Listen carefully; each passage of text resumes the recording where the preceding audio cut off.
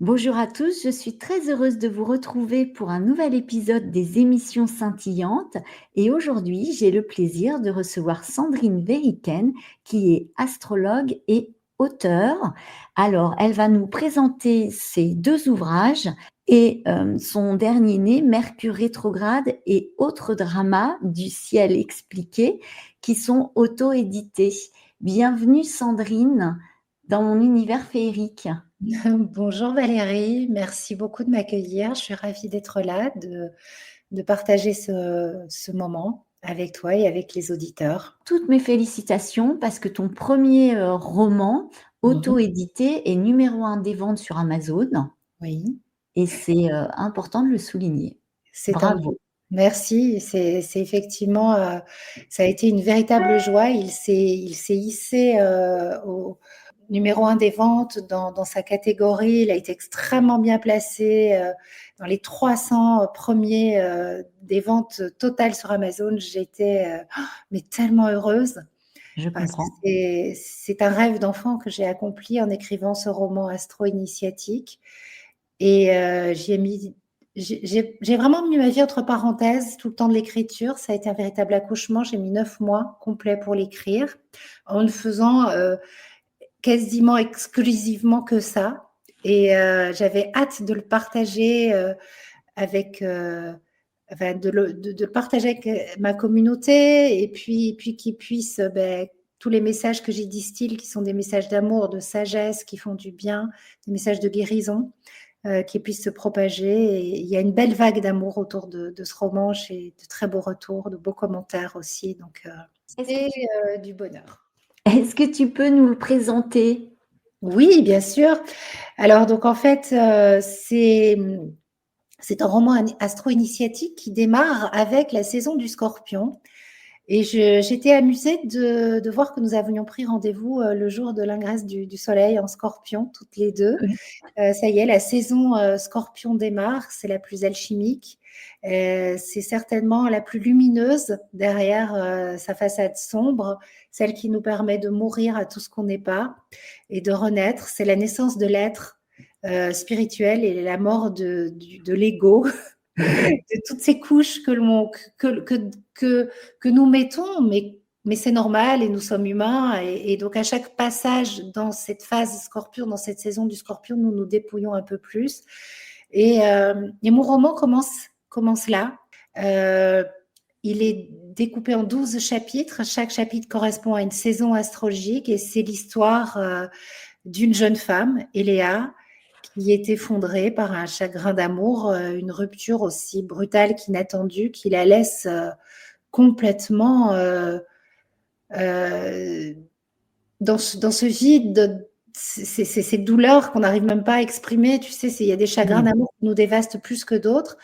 Et elle ne comprend pas parce qu'elle a l'impression que c'était comment un amour aussi pur, comment une rencontre, quand tout d'un coup tu te dis ça y est, enfin je l'ai rencontré, et puis non. Et son chemin croise la route d'une chamane qui va lui dire: je t'attendais, ma fille. Les anciennes m'avaient préparé à ta venue. Je vais te donner cette boîte. Tu vas l'ouvrir et dans cette boîte, il y a 12 enveloppes, scellées chacune d'un signe du zodiaque. Tu ouvriras la première enveloppe à la nouvelle lune, en scorpion, et tu viendras me voir à chaque pleine lune. Et à chaque nouvelle lune, tu ouvriras une nouvelle enveloppe qui contient un message des anciennes. Et lorsque tu viendras me voir, je te délivrerai un enseignement. Ça, c'est le fil rouge de mon roman, astro-initiatique. Et puis après, on suit Eléa dans ses aventures amoureuses. Et là, je voulais vraiment un roman qui soit sentimental, romantique. J'y ai mis tous les ingrédients que j'aime dans les comédies romantiques, dans les romans feel good, des personnages attachants, voilà. Et c'est une jolie histoire d'amour, mais c'est surtout une rencontre avec soi-même avant tout, puisque le titre de mon livre, Ta plus belle histoire d'amour, c'est toi, il résume tout. Voilà, il résume l'essence même de l'amour et c'est le message que je souhaitais faire passer, entre autres. On dit qu'on met beaucoup de soi dans un roman et Mmh. qu'il est même parfois plus facile de se mettre à nu parce qu'il y a aussi le côté fiction qui se rajoute. par rapport à un récit.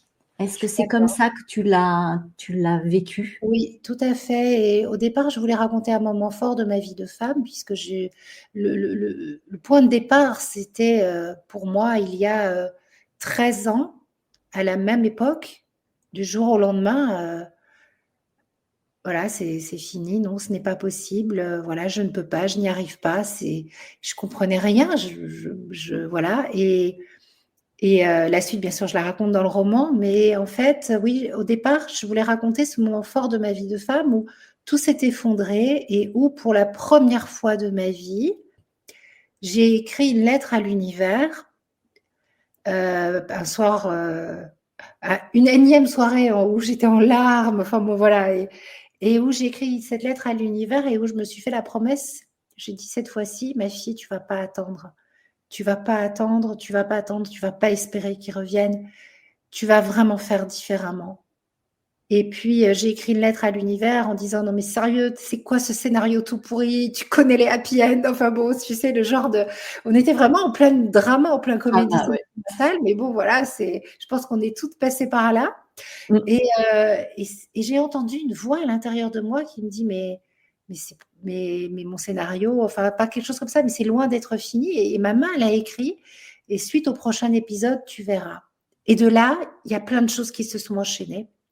Donc c'est un petit peu de ça que je raconte dans mon roman, bien sûr. C'est le départ. Ça faisait longtemps que ce premier chapitre était écrit, en fait.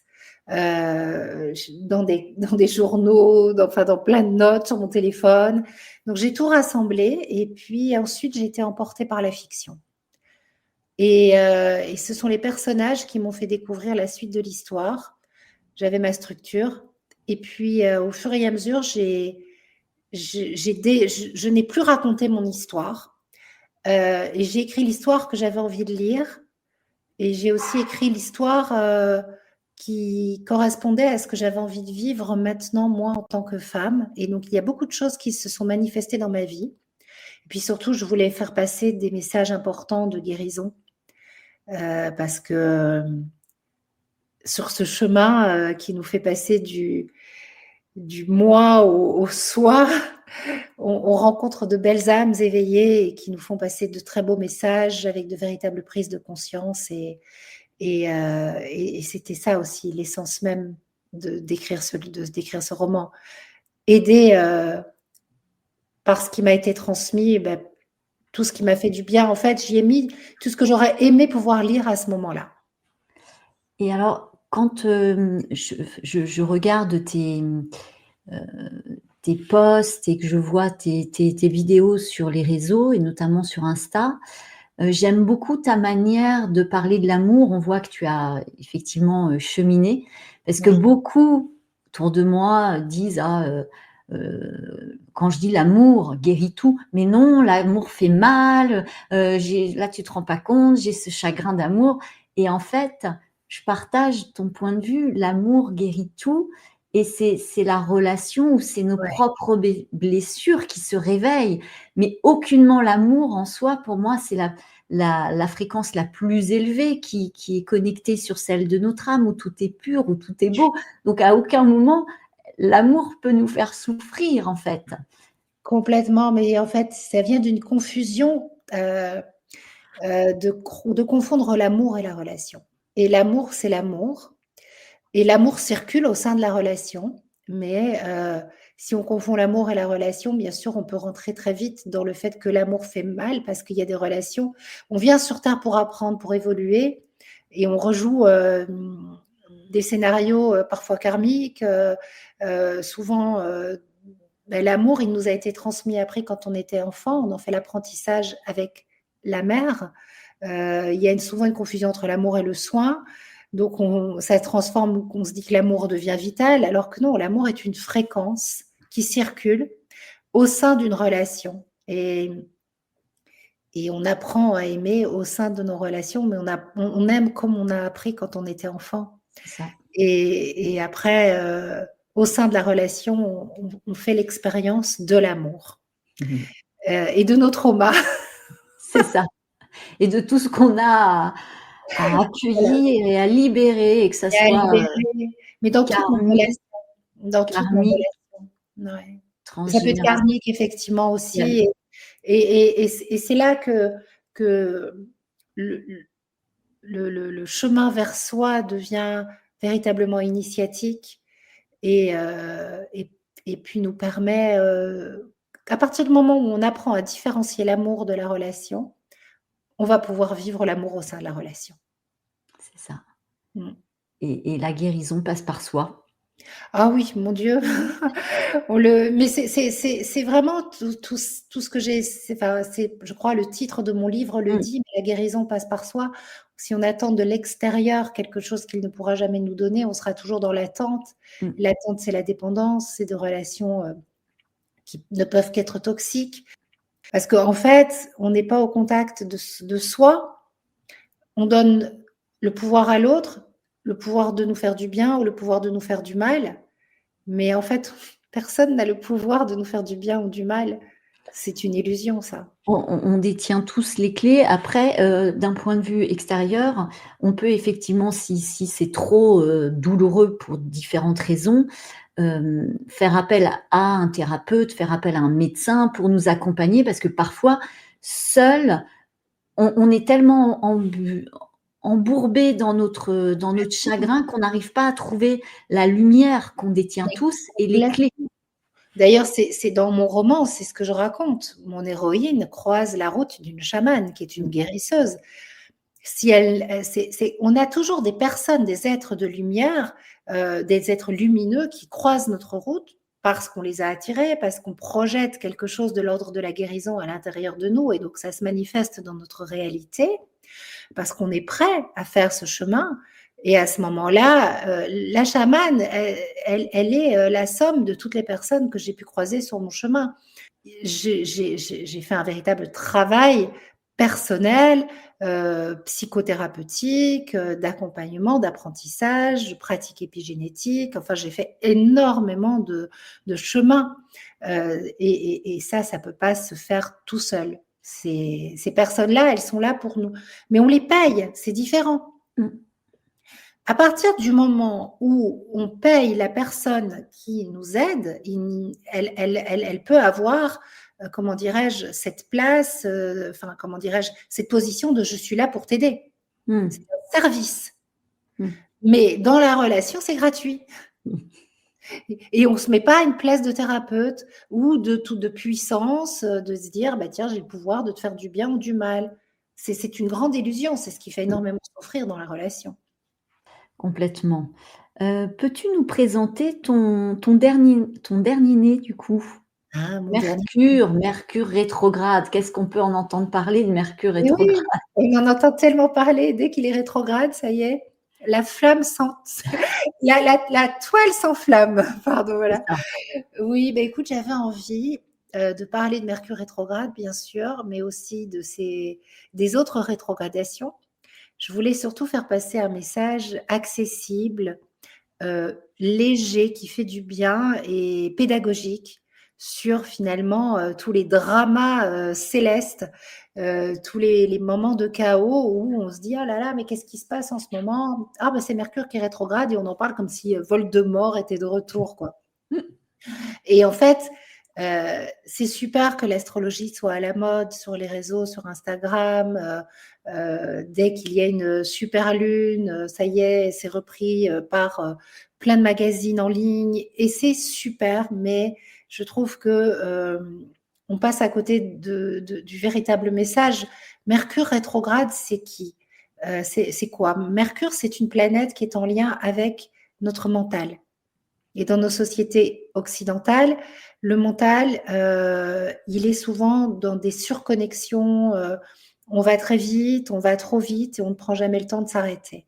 3 ou 4 fois par an en fonction du cycle.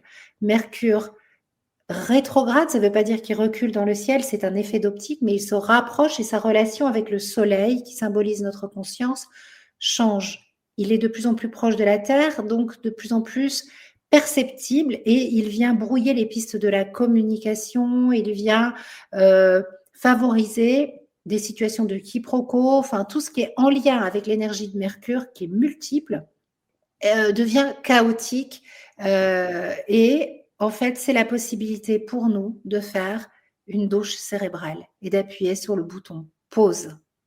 C'est merveilleux. Et puis après, je voulais aussi revenir, mettre les points sur les i, les barres sur les t par rapport à non, quand Mercure est rétrograde, il faut rien signer.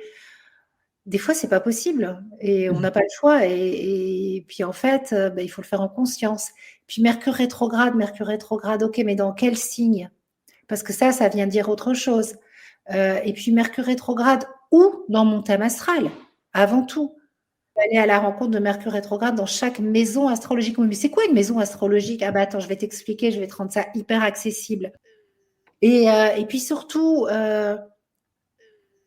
dans mon parcours d'astrologue, mon chemin a croisé finalement la route d'astrologue hellénistique et les maisons astrologiques avec l'astrologie moderne, je trouve, ont perdu, il y a une confusion entre les maisons astrologiques et les signes. Et en fait, on ne parle pas de ce que c'est vraiment une maison. Et l'astrologie hellénistique, l'astrologie des anciens, était basée sur l'observation et beaucoup plus factuelle. Et j'aime ce côté bienvenue dans la vraie vie.com. Et donc, c'est basé sur finalement mes connaissances en astrologie hellénistique que j'ai écrit ce petit guide sur Mercure rétrograde, sur Vénus rétrograde, sur les pleines lunes, sur les éclipses. Très bienvenue dans la vraie vie.com. En vrai, c'est quoi? C'est ton Dark Vador qui va se réveiller quand Pluton vient. Enfin voilà, pour que ça parle un langage. En fait, je suis allée chercher dans la pop culture et dans tout ce qui nous parle entre copines. Quand je dois en parler à une copine qui connaît rien, et je lui dis, ben voilà, c'est ton ordi qui va bugger, quoi. Mais ton ordi, c'est l'extension de ton cerveau en surchauffe. Donc, ok. Et j'ai voulu garder ce langage, en fait. Oui, pour que ce soit plus accessible finalement à tout un chacun. Oui, accessible et puis expliquer sans panique, dédramatiser, remettre du sens, de la profondeur et surtout la noblesse de l'astrologie telle qu'elle a été observée par les anciens. Et justement, quelle est ta conception de l'astrologie? Parce qu'effectivement, comme tu disais, il y a plusieurs courants et on peut entendre tout et son contraire d'ailleurs. Je pense qu'il y a autant de courants qu'il y a d'astrologues et qu'il n'y a pas de bonne ou de mauvaise astrologie. Le débat ne se situe pas là. Le débat, pour moi, il n'y en a pas.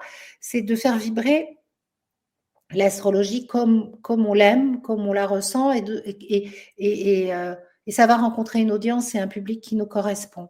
Je pense qu'il y en a vraiment pour tous les goûts, mais c'est comme ça dans la vie avec tout. En fait, il y a autant de façons de tirer les cartes qu'il y a de tarologues, et il y a autant de façons de faire l'astrologie qu'il y a d'astrologues et de personnes en face. Moi, j'aime une astrologie vivante qui nous ramène à la vie qui est en nous, et de toujours rester connecté à la vie qui est en nous, quelles que soient les circonstances extérieures. Et il y a une phrase que j'aime beaucoup, que j'ai revue ce week-end dans ma formation en pratique épigénétique, parce que je continue de me former toujours, mais je ne fais pas des formations d'astrologie, je fais des formations parallèles qui viennent nourrir finalement ma façon et ma vision de voir l'astrologie. Et cette phrase que j'aime beaucoup, qui nous pousse à rester connectés à la vie qui est en nous, qui dit de ne jamais laisser une mauvaise période nous faire croire qu'on en a une mauvaise vie. L'astrologie est magique pour ça, parce que les mauvaises périodes, on peut leur donner du sens grâce à l'observation des enjeux planétaires. Ok, alors là, je traverse visiblement une mauvaise période. Alors, est-ce que c'est un petit coucou de Saturne, le vieux ronchon du zodiaque? Qu'est-ce qu'il vient me dire? Quel est le sens de ce passage planétaire? Et comment je peux faire, moi, pour aller dans le sens de cette énergie? Parce que si je vais dans le sens du message de Saturne ou de Pluton, par exemple, qui vient me faire descendre aux abysses, eh bien, si je vais dans le sens de ce transit planétaire, peut-être que je vais m'épargner des souffrances inutiles. Voilà. Parce que je vais avancer dans le bon sens de la vie, parce que je vais me remettre en fille des étoiles, connectée finalement au ciel, à mon ciel intérieur, enfin voilà, c'est quantique presque. Je vais faire retravailler toute cette vie qui est à l'intérieur de moi, connectée à cette vie qui est là-haut. Parce que pour moi, tout vibre. C'est suivre le flux de la vie et puis, savoir se mettre en pause quand c'est nécessaire, être vraiment dans l'action quand on sait qu'on peut être accompagné, par les énergies des planètes. Moi, je trouve ça génial, en fait, parce Tout que à ce fait, sont mais les planètes sont des guides incroyables, en fait. des alliés d'évolution. C'est ce que je dis depuis que je me suis lancée sur YouTube. Les planètes sont des alliés d'évolution et, euh, et même l'astrologie en elle-même. Parce que si on prend la roue du zodiaque, par exemple. Pourquoi j'ai voulu commencer mon roman Ta plus belle histoire d'amour, c'est toi, avec le mourir et renaître du scorpion, le nouvel an des sorcières. Samhain, c'est le 31 octobre et le 1er novembre. C'est la fête des morts au Mexique. C'est le moment où le voile entre l'invisible et le visible est très fin et où on a accès au Mmh. monde, aux ancêtres, au monde des fées, qui est le tien. Enfin, tout vient nous parler. Je pense qu'on y a accès toute l'année, mais ce moment, finalement, où on se dépouille complètement, c'est là où l'âme vibre le plus fort. C'est là où on a un véritable rendez-vous avec nous-mêmes. Et moi, j'aime suivre ce rythme, ce yin de l'hiver, de l'automne et de l'hiver, ce yang du printemps et de l'été, et ce yin et ce yang des 12 saisons astrologiques. Parce que Mmh. chaque saison astrologique nous permet de contacter une énergie, un archétype, un maître du temps, comme en astrologie hellénistique, The Lord of the Year. Tu sais, c'est fabuleux. On est guidé en Mmh. permanence. Mmh. En fait, si tu veux, pour moi, les planètes, c'est comme les archanges, c'est comme nos guides. Oui. Euh, Chaque année, on avance. En fait, il y a une technique en astrologie hellénistique qui est extraordinaire, qui est celle des profections, qui permet de savoir à chaque année qui est the Lord of the Year. Je ne sais pas comment le traduire en le Seigneur du temps. Notre guide de cette année. Par exemple, si cette année, je suis ascendant Gémeaux, eh bien, mon guide spirituel, c'est Mercure. C'est quelque chose de l'envisager comme Mmh. ça. Et puis, il y a plein de calculs à faire qui sont très faciles en plus. Ah bah cette année, là, aujourd'hui, mon guide spirituel, c'est Vénus. Ah bah je vais me brancher. Et si on connaît bien Vénus, bah, je vais me brancher sur sa fréquence et ça change la vie. Je Mmh. trouve C'est que c'est ça. passionnant. Voilà, donc pour moi, au-delà d'être des alliés d'évolution, elles sont des guides. Mmh mh. Et alors, comment as-tu découvert l'astrologie et à quel moment? Quel a été le déclic, où tu as compris que tu en ferais ton métier et que c'est même au-delà, c'est une passion? À 14 ans, j'ai découvert l'astrologie en Belgique, où j'ai grandi et où j'ai mon professeur de flamand qui, sous prétexte de nous apprendre les signes astrologiques en flamand, nous a donné un véritable cours d'astrologie. Et il savait à qui il s'adressait, à des ados qui voulaient savoir, finalement, étaient très intéressés de savoir, ah bah super, Verseau et Balance, ça match, c'est génial. Et en fait, au-delà de ça, il a été très convaincant. En tout cas, moi, ça a parlé à la jeune femme que j'étais. Alors, 14 ans, il faut savoir que on est guidé par la planète Saturne à 14 ans, qui est vraiment un guide spirituel très, très puissant sur le chemin de la vie. C'est le maître du karma. Et moi, c'est arrivé comme une véritable potion magique. Enfin, j'avais euh, un mode d'emploi de la vie sur Terre, moi qui suis née en bonne petite Verseau, qui atterrit sur cette Terre en se disant mais qu'est-ce qu'on fait là? Pourquoi? C'est quoi le plan? C'est quoi l'idée? Et bon, voilà, j'ai commencé à lire des livres d'astrologie, à faire un peu des thèmes, à découvrir cet art. Pour mes 16 ans, ma maman m'a offert une consultation chez un astrologue, Monsieur Cardinal, qui était très connu à l'époque en Belgique. J'ai détesté cette consultation parce que je voulais être comédienne et il m'a dit que je ne le serais jamais, donc je n'ai pas aimé. Mais ça ne m'a pas empêché de continuer à explorer le thème astral. Et puis, je suis partie vivre à New York pendant 2 ans, où là, j'allais me réfugier dans des librairies, des bibliothèques, où on pouvait passer la journée avec un mug de café et bouquiner. Et là, je me suis initiée à l'astrologie en anglais. Et en rentrant en France, je ne savais absolument pas quoi faire. J'avais été serveuse aux États-Unis et je me demandais si j'allais pas ouvrir un restaurant. Enfin bon, voilà. Et mon beau-père, qui était visionnaire, a dit non, non, non, non, tu devrais faire astrologue. Je te vois très bien faire ce métier. Et va voir Marie-Noël Baudron, qui est toujours mon astrologue Mmh. aujourd'hui. Demande-lui si c'est une bonne idée. Elle a regardé mon thème et elle m'a dit oui, c'est une très bonne idée. Par contre, vous ne ferez jamais beaucoup de consultations. Vous serez une astrologue atypique, Sandrine.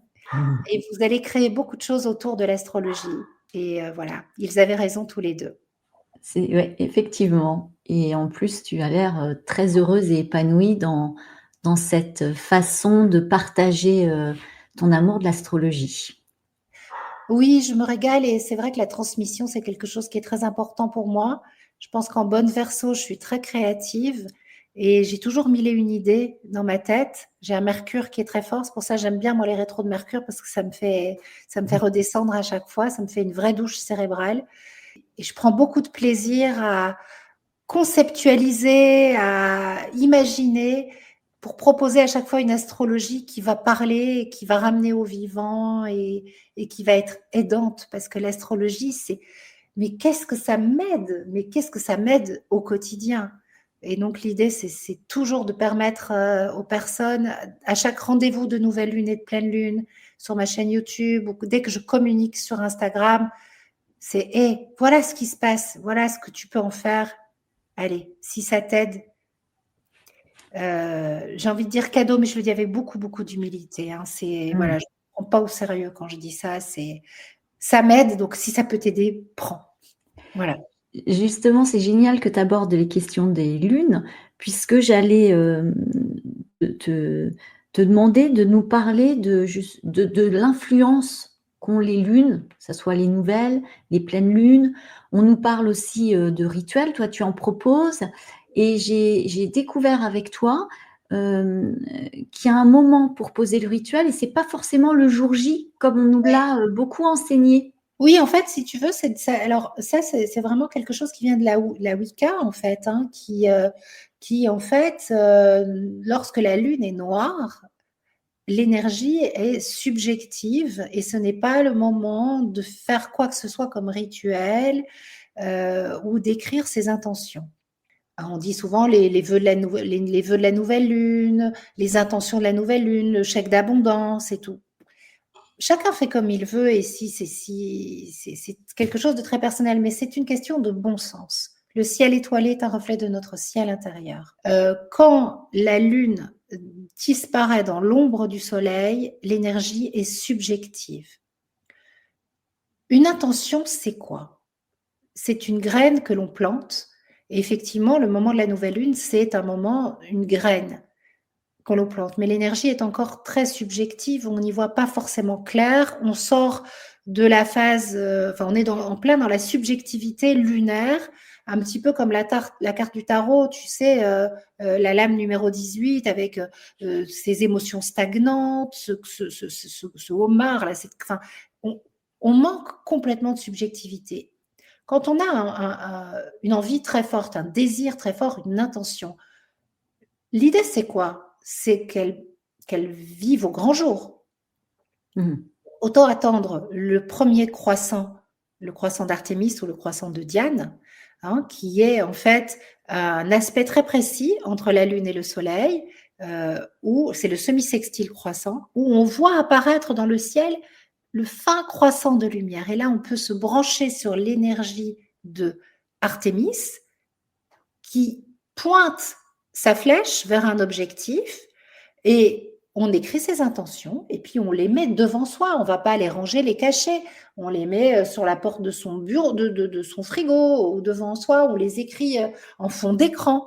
Parce que sinon, comment elles vont faire pour être accessibles à notre conscience? C'est quelque chose qui est à l'intérieur de nous, que l'on va projeter à l'extérieur et qui va se manifester dans notre réalité. Ça doit devenir de l'ordre d'une croyance profonde. Alors bien sûr, derrière, il va y avoir tous les conditionnements qui vont venir peut-être des fois un peu bloqués, mais ça, on va les accueillir. Et c'est tout le cycle lunaire qui nous permet de voir où on en est. Et le moment de la pleine lune, c'est un moment de révélation.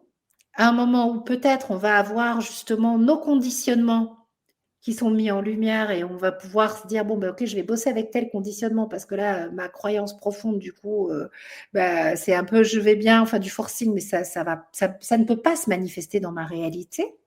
Et s'il y a un moment de magie dans le cycle lunaire, un moment où on peut faire une prière, faire un vœu, ben c'est la pleine lune. Parce Mmh. que la lumière est là. Ouais. Et après, on lâche prise. On ne donne pas d'ordre à la vie, on laisse faire.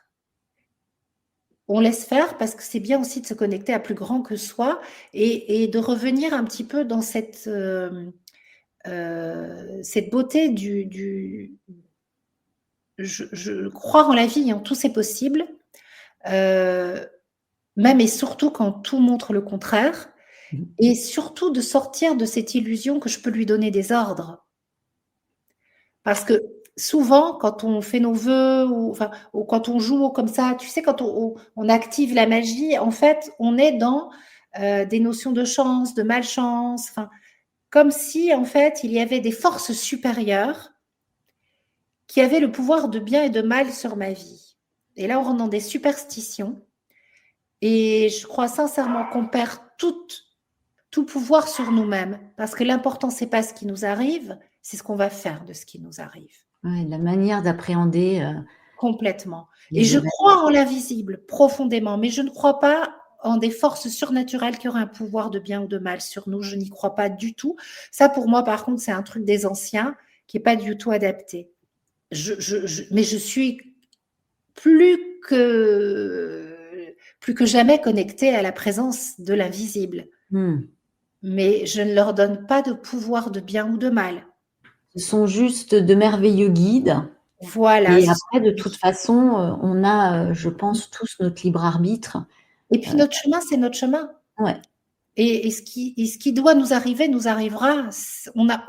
J'ai aucune maîtrise. La seule chose que je connais, c'est ma date de naissance. Le reste, c'est la façon dont je vais marcher sur ce chemin. Et donc, je exactement. vais accueillir ce qui se passe. Mais plus je me connecte à mes guides, plus je me connecte à l'invisible, plus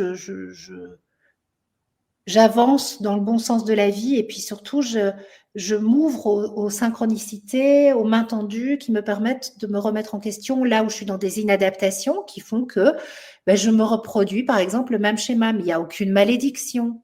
Mmh. Ou je suis dans une croyance profonde qui est fait que, ben, oh là là, les personnes extérieures disent, ah, t'en as de la chance. Non, c'est pas de la chance, c'est une croyance profonde que j'entretiens. Ça, c'est pas une question de chance.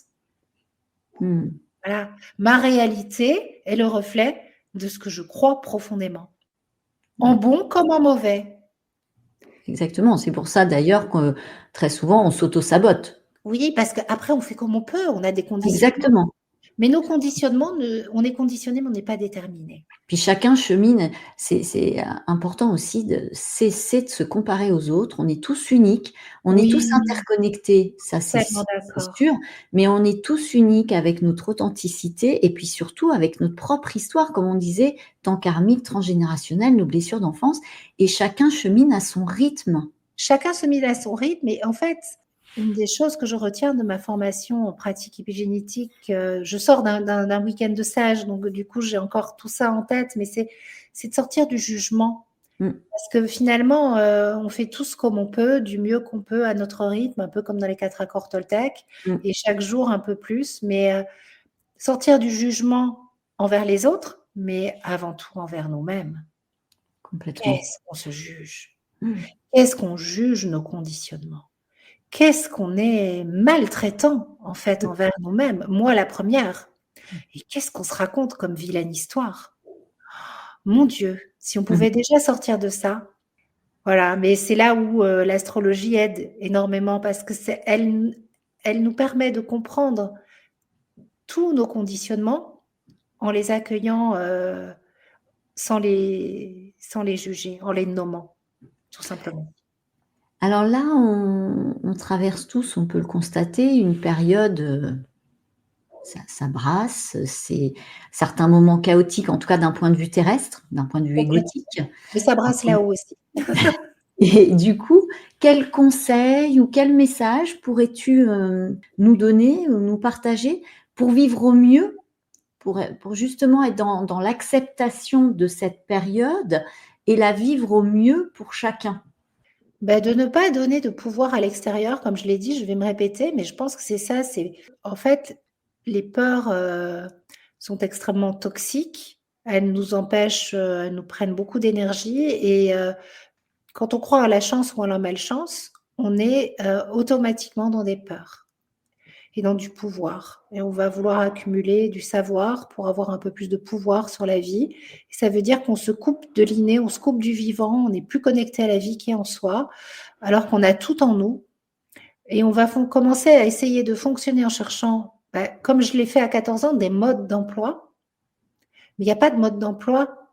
Le Mmh. mode d'emploi, c'est nous, c'est l'inné. C'est l'inné, et quand on commence à, être trop dans, «Mais alors, comment ça marche et comment je peux faire?» et où on va chercher des recettes, en fait, on se coupe de ce que l'on a en nous. Alors attention, ce que l'on a en nous, l'inné, peut s'être rendu silencieux par adaptation parce que de génération en génération, beh, il y a eu des traumatismes, des événements qui font que, bah, ce qui est transmis, c'est, des inadaptations et qui fait qu'on ne sait plus faire. On ne sait pas comment aimer, on n'a pas appris à aimer puisque je le disais tout à l'heure, on aime comme on a appris et puis, bah, si ma maman, elle-même, a souffert, terriblement dans son enfance et n'a pas reçu l'amour de sa mère, ou a reçu, un amour, très toxique ou ben, voilà, elle ne sait pas me donner, la sécurité d'une part et de l'autre, bah, m'apprendre, ce que c'est véritablement l'amour, bah, derrière il faut apprendre. Mais il faut pas forcément chercher à comprendre. Je pense que le plus intéressant aujourd'hui, c'est de passer du pourquoi au comment. Parce que si on cherche à trop comprendre, on va donner des alibis à ah bah oui, mais moi, je suis comme ça parce que ma mère a été abandonnée dans un orphelinat quand elle était jeune. Je dis ça, c'est des exemples, hein. Et Ouais, on va ouais. cautionner finalement des états de fait et on va renforcer nos convictions profondes, nos croyances profondes. Et puis du coup, bah, la vie va nous renvoyer ce que l'on croit profondément. Bah, je crois que les mecs, bah, c'est des nazes, bah, donc forcément, bah, voilà, ou que l'amour ça peut faire mal, ou que l'homme est dangereux, voire inutile, bah, forcément je vais rester dans mes convictions profondes en fait. Et puis quand on se prend en flaque de nos comportements délétères qui nous font du mal, le réflexe c'est d'aller essayer de comprendre pourquoi. Mais pourquoi je suis comme ça? Mais pourquoi? Ça t'intéresserait pas plutôt de passer au comment? Mais comment je peux faire pour faire différemment? Et là, Mmh. tout de suite, on ouvre le champ des possibles. Bah, comment? Bah, tu vas désapprendre tout ce qui est pas ou apprendre directement, bah, apprendre à réactiver l'inné, en fait. Et ça, c'est ce que je fais dans ma formation en pratique épigénétique et qui accompagne énormément et qui sous-tend énormément mon travail d'astrologue derrière, en fait. Donc le Mmh. meilleur conseil que je puisse donner dans ces moments, intenses où le ciel étoilé, favorise l'éveil des consciences et donc permet à beaucoup de personnes de vouloir changer les choses et faire différemment, c'est de passer du pourquoi au comment. Parce qu'il y a eu un véritable éveil des consciences avec beaucoup aujourd'hui, tout est possible, tout est accessible et il y a énormément de choses en développement personnel qui sont passionnantes. Mais on reste beaucoup dans la théorie, dans le pourquoi et en fait, oui, dans le pourquoi et dans ah, c'est très intéressant, ah ben, je comprends mieux maintenant pourquoi je vis ceci. Ouais, mais et après, on fait quoi? Et notre vie, elle change pas. Et du coup, on est enfermé dans une forme de fatalisme. Et encore, on se retrouve dans cette boucle où, bah, ah non, mais là, je crois que j'ai vraiment pas de chance dans la vie, quoi, en fait. Et puis, on est dans des peurs. Mmh. Alors qu'en fait, le pouvoir personnel, il est dans, allez, comment je peux faire maintenant pour avancer, pour me réaliser en tant que femme, vivre l'amour au sein d'un couple sexué, euh, réaliser mon rêve d'enfant qui est, bah, moi, ça a été d'écrire un livre, voilà. Comment? Comment? Surtout comme tu le disais, aujourd'hui, il y a quand même, de multiples opportunités, des outils à disposition. Moi, je fais partie de ces personnes qui ont toujours initié, des projets, et alors des fois on me dit: «Ben oui, mais tu as pas de budget, comment tu vas faire?» Mais je dis: «Mais, j'ai l'énergie, j'ai l'envie, j'ai l'amour de mettre en place, cet événement, ce projet. La vie va m'accompagner en fait, et puis je me pose pas, je pose pas d'attente sur le résultat parce que ce qui m'intéresse, c'est l'émulsion du moment où je suis dans cette phase de création, et c'est ce qui nourrit mon âme, c'est ce qui nourrit mon enfant intérieur, et ça a pas de prix parce que pour moi, c'est le prix de la liberté en fait. Mais tu as tout résumé, c'est sans obligation de résultat. C'est-à-dire qu'en fait, le résultat, on le découvre au fur et à mesure du chemin. L'important, c'est de suivre l'élan créatif, de se dire: «Allez, j'y vais». Moi, quand j'ai commencé mon livre sur Mercure rétrograde, je dis: «Bon, allez, c'est bon, c'est le moment, j'y vais», et au fur et à mesure, j'ai déroulé mon plan de vol, mon plan d'écriture. Bien sûr, j'ai commencé par dire: «OK, je veux parler de ça, je veux parler de ça, je veux parler de ça», mais au fur et à mesure, j'ai eu plein d'idées, plein d'inspirations. La vie m'a soutenue, mais parce que j'étais connectée à la vie qui était à l'intérieur de moi, à ma créativité, et je crois effectivement que aujourd'hui, c'est marcher là où l'herbe pousse pour nous, Mmh. pas s'acharner là où ça bloque, et puis rester vraiment, comme tu l'as dit, croire en la vie, en tout c'est possible. C'est ce que tu sinon, si tu ne crois pas en la vie, et que tu as besoin d'obtenir, la certitude du résultat, tu peux pas faire le premier pas. Il se passe rien. Mmh Et mh. ça, c'est super important, et la vie en 2026 va beaucoup nous pousser, les événements, enfin, collectivement et individuellement, on va vraiment être poussés à faire de nouveaux premiers pas. Parce que toutes les planètes, mais vraiment toutes les planètes collectives qui sont en lien avec l'inconscient collectif, donc l'inconscient individuel, changent de signe. Elles sont dans des signes de feu, action, et des signes d'air, le mouvement. C'est inédit. Donc Ah. 2026, c'est vraiment l'année du grand renouveau, et où on change complètement de paradigme, où tout s'accélère et où on est poussé à aller, faire ces fameux premiers pas sans attendre de résultats, en étant toujours convaincu qu'on est soutenu par le vivant, en nous, et la vie. Et alors en plus, c'est super intéressant ce que tu viens de nous dire, parce qu'on sera en année Hein, 1, tout à fait. donc l'année du battleur, l'année de l'initiation, de Ah, mais on l'entrepreneuriat. va être nombreux, hein. On va être nombreux branchés, hein. Là, pour le coup, nos guides spirituels, après, c'est bien d'aller voir quel est mon guide, de chaque année. C'est à chaque anniversaire, hein, qu'on fait ça. Mais le guide collectif, celui, c'est pour moi, ça va être Mercure. Je pense que c'est pour ça que j'ai dû écrire un livre sur Mercure rétrograde et autres drames, célestes. Pourquoi Mercure? Parce que Uranus, qui est la planète du renouveau, du changement, sera dans le signe des Gémeaux. Et le signe des Gémeaux, c'est Mercure. Mmh. Et je trouve que Mercure, c'est vraiment une planète, très contemporaine, très en lien avec ce qui se passe en ce moment, ne serait-ce qu'avec l'IA, avec nos téléphones, avec la façon dont le mental, occidental fonctionne. Et quand il rétrograde, c'est comme si Mercure disait: «Bon, allez, viens, on va faire un petit tour en Asie, là. On va aller on va aller se régénérer dans un ashram». Enfin, c'est un petit peu comme s'il nous ramenait à cette part orientale de nous. Voilà. Et de là, on va pouvoir revenir à un Mercure intelligent et connecté, beaucoup plus riche. Et pour découvrir nos guides, ça tu partages dans tes vidéos sur YouTube, ou il y a une façon? Oui, je vais essayer de faire, parce qu'en fait, j'avais fait un astro coaching à l'époque, qui parlait de ça, et c'est vrai que là, j'ai fermé mon site parce que je me positionne en tant qu'auteur. Donc je suis en train de voir comment transmettre ça dans un livre. Mais c'est vrai qu'il faut que je rende ça très accessible, et donc je vais faire des mini vidéos pour amener à la première couche, découvrir qui est le guide de mon année. Voilà. Mais c'est vrai que souvent, quand je rentre dans la technique astrologique sur les réseaux, je reçois plein de messages: «Ah, mais Sandrine, j'y arrive pas». Et non, je peux pas commencer à faire du service après-vente Ah pour bah tout le monde, non, c'est c'est pas pas possible. possible. C'est pas Donc possible. j'essaye de rester, c'est toute la difficulté de transmettre la richesse et la profondeur de l'astrologie, où des fois, j'ai envie de dire: «Il y a un truc extraordinaire, mais là, il va falloir que tu prennes une feuille, un crayon, et que tu prennes le temps d'y aller». Et là, tu auras. Et sur les réseaux, on est vraiment des fois dans de la fast Mmh. consommation.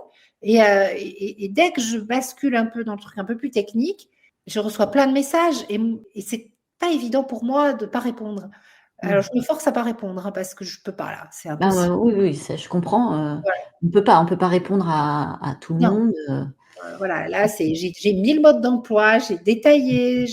Si tu prends pas le temps de te poser pour le faire, clair, je peux pas le faire pour toi.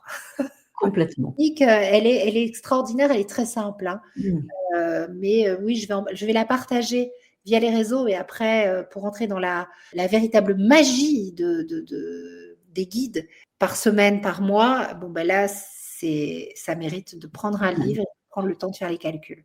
Bah, ça va être un de tes prochains projets alors, Pas le prochain, parce que j'en ai un autre en tête, mais en tout mais à cas, oui, venir. c'est sur la liste. Très bien. Dans tous les cas, moi, je te remercie, vraiment d'avoir partagé ce moment avec nous, de nous avoir éclairés, de nous avoir donné aussi ta conception, ta façon de vivre l'astrologie. Je rappelle donc que tes 2 ouvrages, il y a ton roman, bah, est en vente sur Sur Amazon, Amazon, je suis auto-éditée avec voilà, Amazon KDP. et Donc, puis Mercure rétrograde et autres dramas, hein, c'est ça, d'autres expliqué? dramas du ciel expliqués sans panique, oui. Et on le trouve également sur Amazon. Avant de se quitter, si je te prêtais ma baguette de fée, à quoi te servirait-elle? Oh, quelle jolie question. À quoi me servirait-elle?